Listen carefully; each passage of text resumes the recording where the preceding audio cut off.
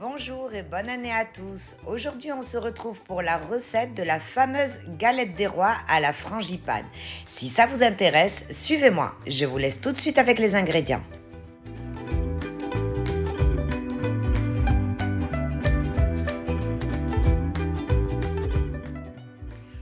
Pour les ingrédients, nous allons donc avoir besoin de poudre d'amande, de sucre, de beurre ramolli, de pâte feuilletée, d'arôme de vanille et d'œufs. Vous retrouverez les quantités en barre de description. Pour commencer, dans le bol du rombo, on vient y mettre le beurre ramolli et à l'aide de la feuille, on va venir le travailler en pommade. Donc on va venir le mélanger 2 ou 3 minutes à vitesse moyenne jusqu'à ce que le beurre devienne une crème. Quand on a obtenu un joli beurre pommade, on vient tamiser le sucre et la poudre d'amande.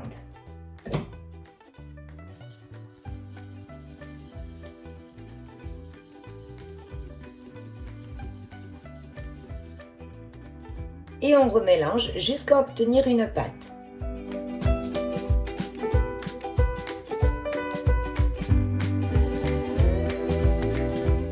Lorsque l'on a obtenu une pâte, on bat nos œufs et on va faire comme pour une pâte à choux. On va venir intégrer le mélange de battu petit à petit tout en remuant.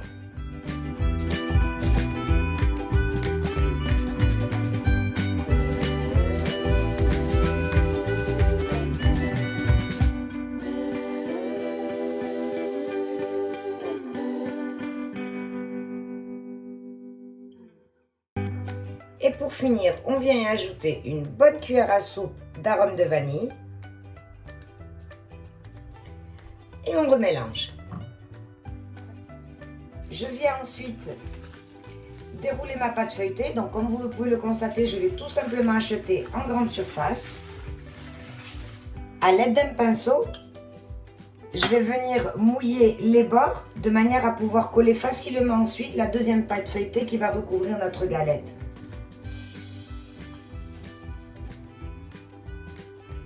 À peu près à 1 cm des bords. Je prends ensuite ma frangipane que j'ai placée dans une poche à douille et je viens la rouler en escargot, je viens la pocher pardon, en escargot en s'arrêtant à 1 à 2 cm avant le bord.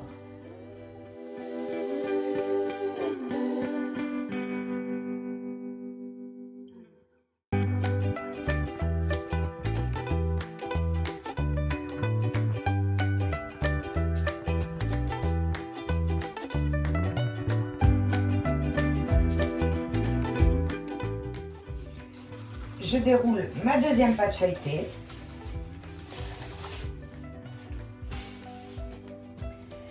Et je viens gentiment recouvrir ma galette.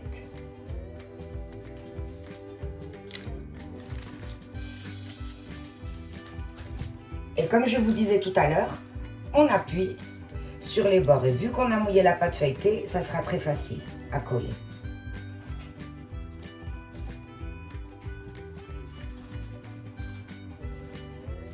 Une fois que je me suis assurée d'avoir bien enfermé ma frangipane, c'est complètement facultatif, mais niveau déco ce sera sympa, je viens chiqueter les rebords de ma galette.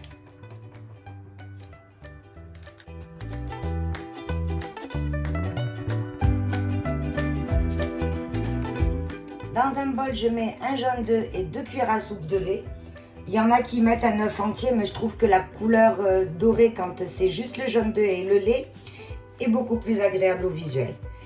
Et là, je badigeonne ma galette. Attention, sans toucher les bords, sans ça, elle ne gonflera pas.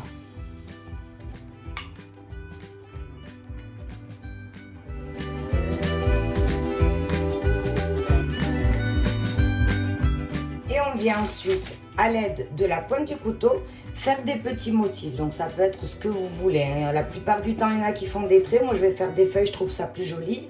Attention donc, on passe, mais il faut surtout pas la trouer. Sans ça, toute la frangipane ressortira.